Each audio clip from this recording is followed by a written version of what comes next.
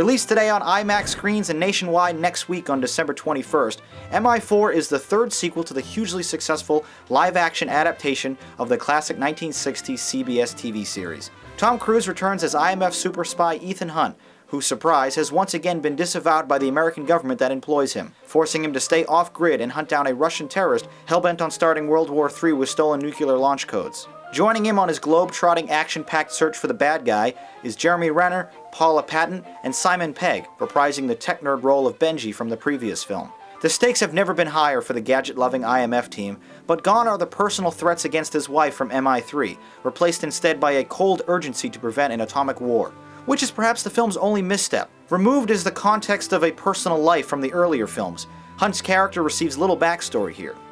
But this is an action thriller, not a dramatic Oscar contender. And thrilling this film is. The cold open features Hunt fighting his way out of a Russian prison, capped off with an explosive escape on his command, light the fuse. And in comes the iconic theme music, and first-time director Brad Bird doesn't let off the throttle from there.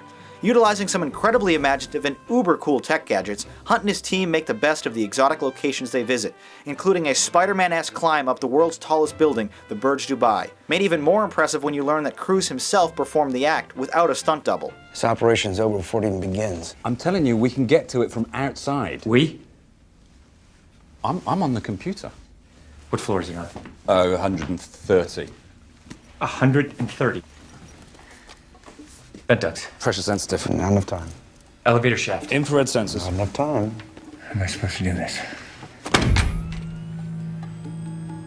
When the meter is blue, that's full adhesion. Easy way to remember, blue is glue. And when it's red? Dead. Okay, Ethan, the hotel server's 11 stories up and 7 units over. Okay? Yeah.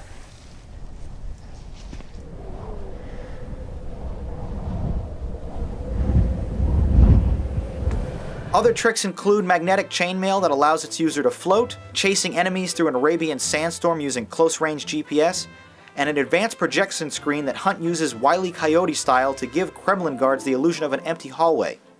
The spy work is fun, clever, and inventive. A scene where the IMF team has to fake a meeting with two bad guys simultaneously resembles some of the best elements and misdirection from your favorite heist films. Meanwhile, the action and chase sequences are explosively pulse-pounding, brought to life by a wonderful score from producer J.J. Abrams' longtime collaborator, Michael Giacchino. The stunts, although ridiculous, are refreshingly routed in a world of realism, unlike the previous installments where flying a helicopter through the channel was a commonplace occurrence.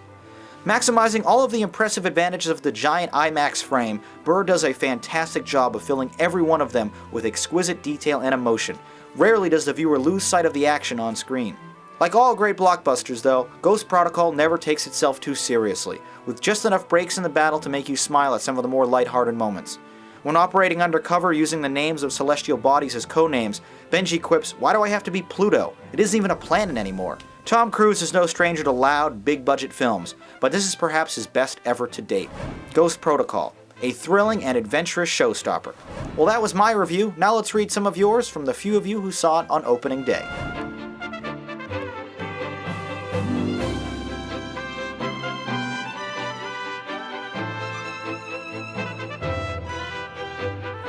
Here's the Rate-O-Matic to rank Mission Impossible 4 Ghost Protocol. A 9 and an 8. You know, I'm a sucker for well-paced, fun action movies, and this one didn't disappoint. I absolutely loved it. I thought it was awesome. And I'd have to say it's my pick for best in the Mission Impossible series. But if you'd like to read a short review on what I thought about the other 3 films, I've left those below in the description for you to check out. Now, for those who had a chance to see this film on opening day, many of you really liked it. You praised the high-wire stunts and the intense action, being able to overlook some of Tom Cruise's bizarre personal life choices. You scored the film a great.